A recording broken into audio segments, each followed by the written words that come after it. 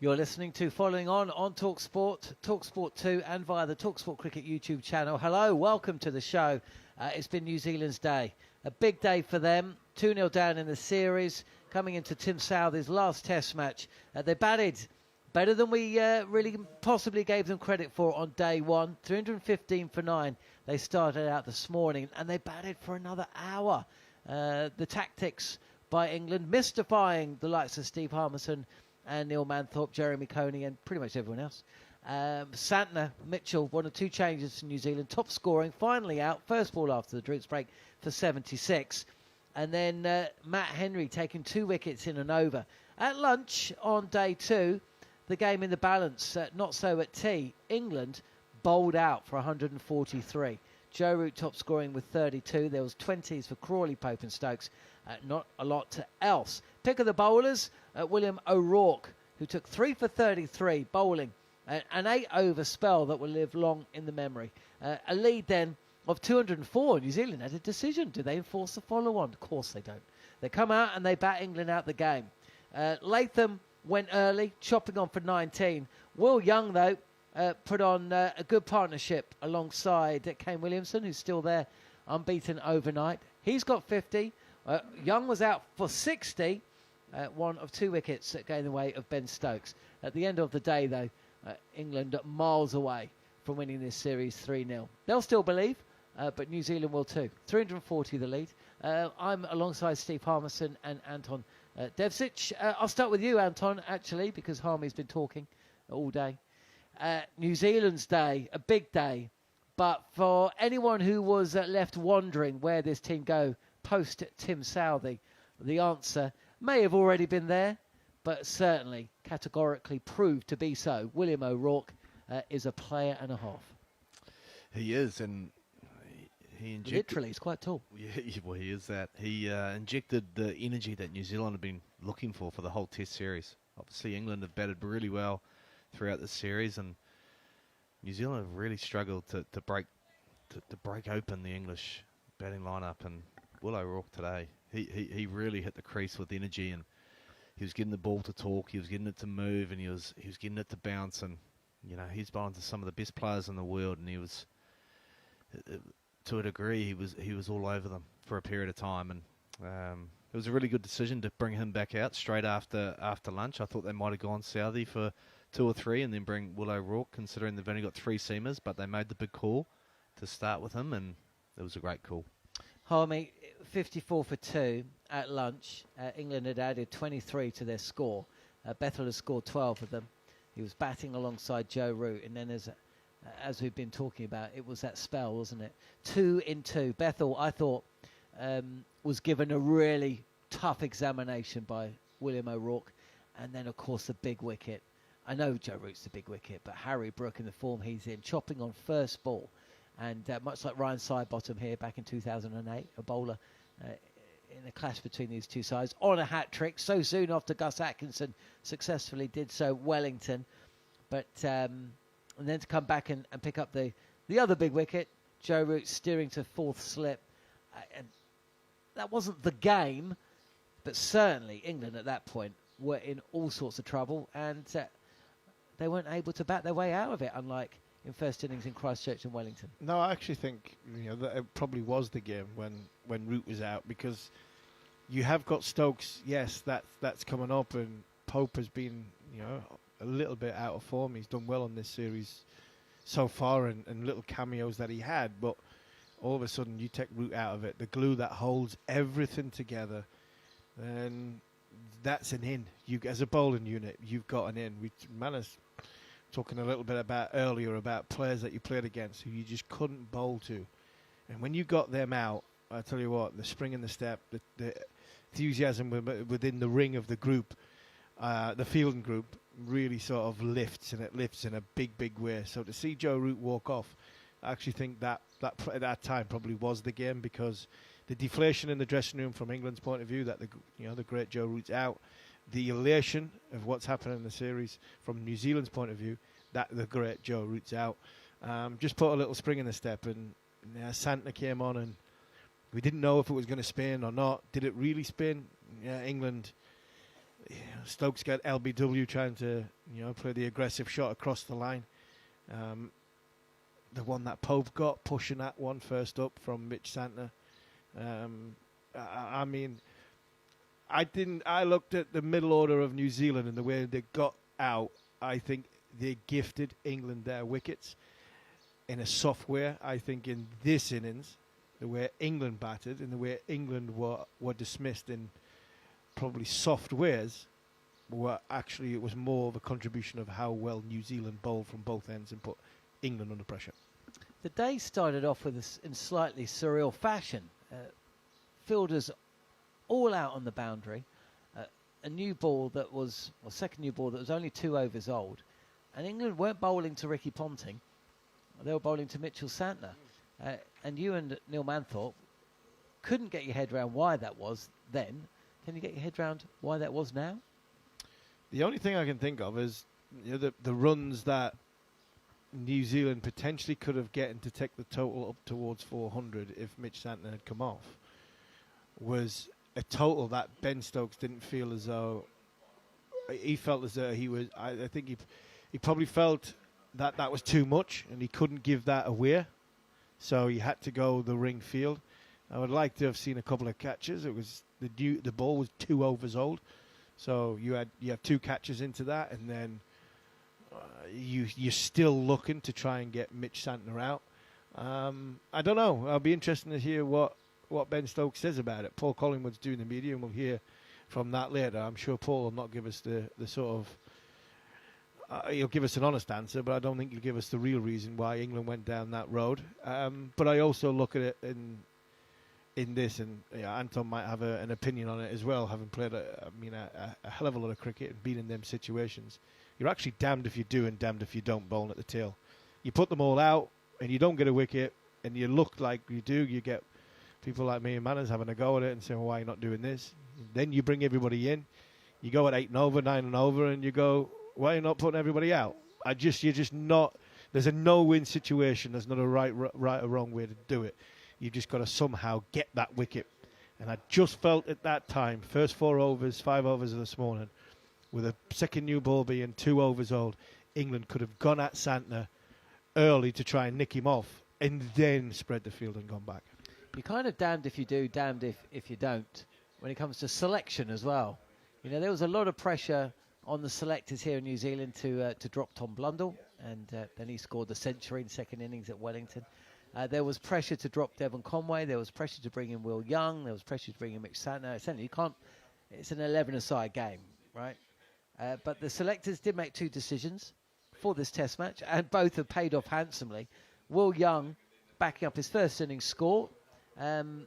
It's not just the runs; it's the ball's face. 92 deliveries he faced in first innings for his 42, 85 deliveries for his 60. So he's got a job at the top of the order for a bit. Not that New Zealand play a lot of Test cricket. And then there's Mitchell Santner playing his first Test since that Test in Pune, and he took a wicket and over. 3 for 7, and he top scored in first innings with 76. Yeah, well, I think, especially with the Will Young selection, I think he's shown with the manner of how he's gone about his innings, he's supposed to be there, and he hasn't yet got that first 100, but you can tell that he's got the game where it's not going to be too far away from him, and he'll be bitterly disappointed tonight after playing a relatively nice pull shot to a man who was sort of hanging 3/4 back. He'd probably feel a little bit unlucky, but in saying that, then he's got to get slightly better at nailing those situations, especially when he gets into the 60s and 70s. He was batting with Kane Williamson at the time, and there's no better model than Kane Williamson. He'll be kicking himself tonight because it is an opportunity that he's let slip by. But in saying that, yes, I think he does have the goods to be there, and the form of Devon Conway over the last six months or so hasn't been too flash, but he has, as Steve Harmison said, he has scored the big runs over time, and he has got the credits in the bank, so to speak. And then with Mitchell Santner, the other one, it was only 12 months ago where he almost didn't think he'd pick up another red ball for the rest of his career. He was nowhere near the mix, and luckily a tour to India where they knew it was going to be heavily spin orientated, sort of changed his fortune with that. I think it was that tour of Australia, wasn't it? It was almost a feeling that Mitch Santner would never play for New Zealand again in red ball cricket. And here's a guy that averages 30 at number 8 with the bat, and of course has picked up a fair amount of wickets as well. And it's obviously not his fault that New Zealand don't play a lot of Test cricket anyway, and they don't play a lot of Test cricket on spinning pitches at home. Is there we asked this question on air, with a lead of 270, late on day 2 or 3, whenever, is there a batter in world cricket you'd least like to see walk out to the crease in Kane Williamson, who's going to be walking out tomorrow as well with 50? I mean, Harry Brook and the form he's in at this moment in time, Joe Root are 2 in this game, but no, I think when you...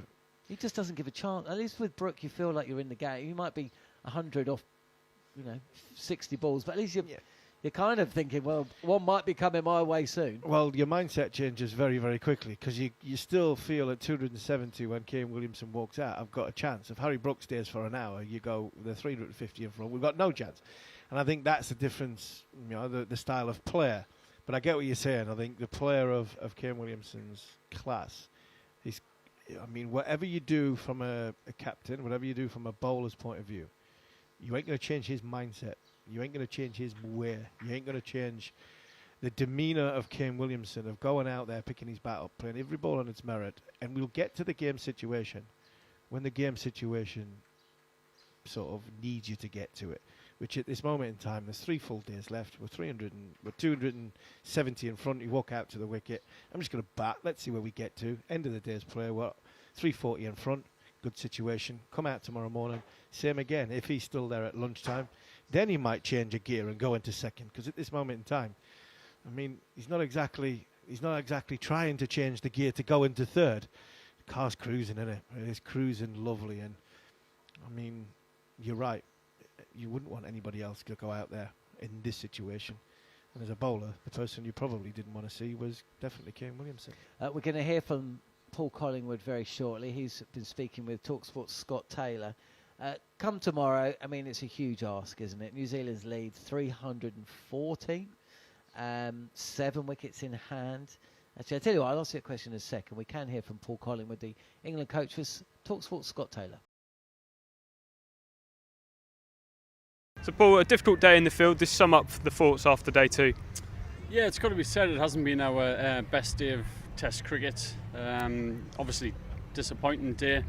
When you watch sport, you're never quite sure what's going to happen, and today was one of those days where the opposition, you've got to give credit to O'Rourke. I thought his spell, was very hostile, caused a lot of problems for us, and to lose the wickets that we did was disappointing. But we all realise that Test cricket doesn't always go your way. It does have ebbs and flows.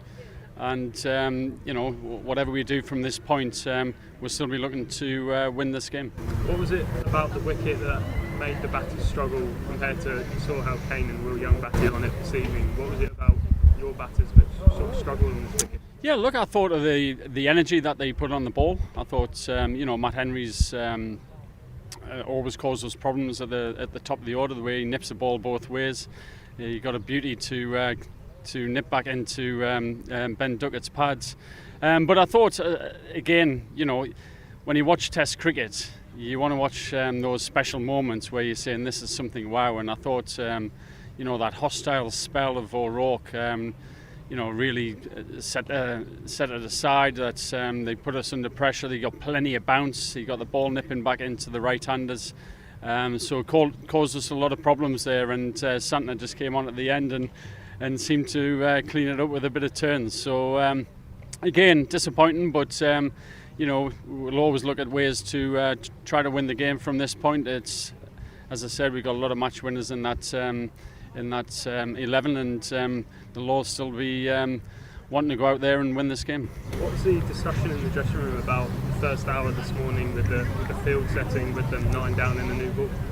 Yeah, look, I think we always try to find ways to bowl as many balls against the tail enders as possible, without being hurt too much. And it's something that we've always tried to experiment with.